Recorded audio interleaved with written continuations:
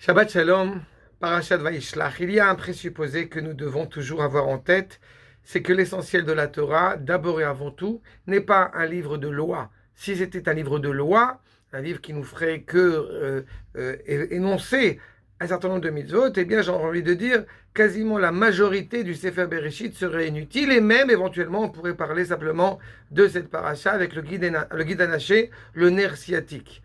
Aussi, ce n'est pas la raison essentielle pour laquelle justement eh bien, cette parole divine vient nous être transmise et vient nous énoncer comment est-ce que Akash Baruch Hu s'exprime et se révèle dans notre histoire.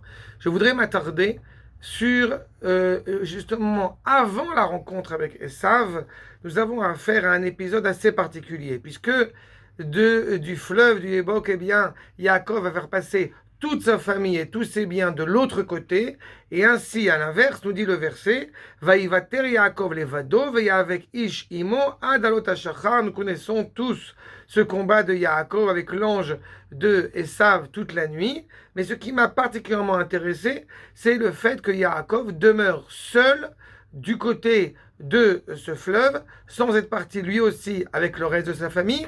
Et pourquoi a-t-il fait cette démarche-là?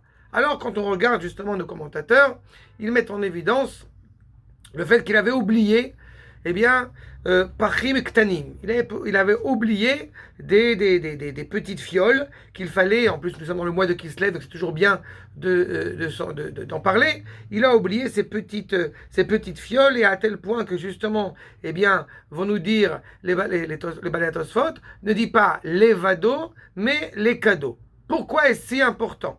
Pourquoi est-ce si important alors qu'encore une fois, Yaakov Avinu, déjà comblé à la fois spirituellement et à la fois au niveau de sa famille et puis aussi matériellement, pourquoi est-ce cela si important de rester justement de l'autre côté pour se remémorer ces petits éléments, ces petits ustensiles qui a priori ne sont pas le plus important dans la famille?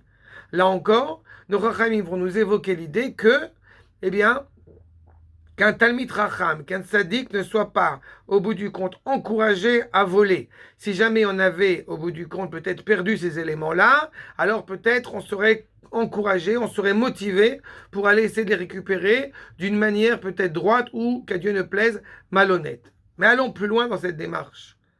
Est-ce vraiment si important?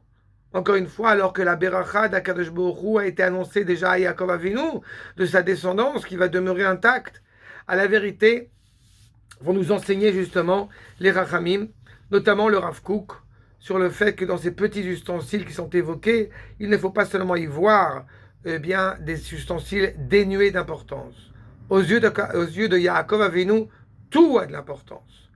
Quand nous devons affronter la Grèce dans quelques semaines, quand nous devons affronter la culture grecque, eh bien la culture grecque prétend que seuls certains idéaux ont de l'importance, mais la démarche de l'individu, les petites gens n'auraient pas d'importance. À l'inverse, on pourrait tomber dans un autre écueil qui serait de donner exclusivement l'importance à ces petites gens sans comprendre qu'il y a aussi des phénomènes, il y a aussi justement la révélation de ce projet divin.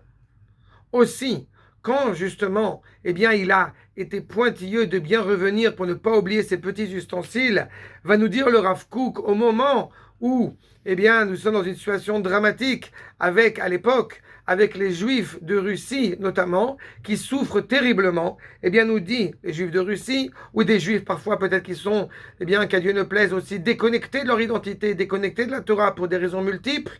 Eh bien, le Rav Kook va mettre en évidence l'idée que ce sont là, ces petites fioles, qu'on n'en oublie pas en une seule seconde. Une once d'oubli serait évidemment un désastre à l'échelle d'Am Israël. Ainsi, je vous cite le Rav Kook, pour sauver Bishvil Atsalat Pachim Ketanim, pour sauver ces petites huiles, ces petites fioles.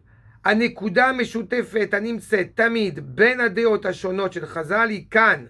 Tous les idées de nos Rachaim sont toujours orientées, tournées avec empressement pour justement sauver tout ce qui est sauvable, avec une force, avec une vigueur, avec une rapidité, jamais au grand jamais, au risque de rester seul avec toutes ces franges du peuple pour ne pas négliger en aucune manière aucun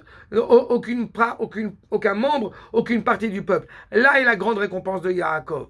Là est justement le mérite et la plus grande louange de Ham Israël, non seulement de se soucier des idéaux aussi grands soient-ils, mais aussi de se soucier de chacun des membres de notre peuple, qu'ils puissent participer pleinement, eh bien, à cette destinée.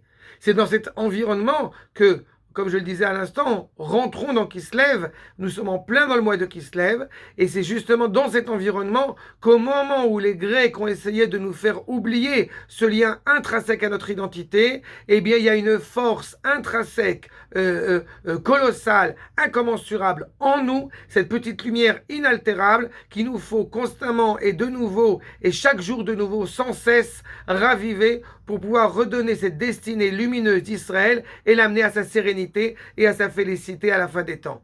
Shabbat Shalom.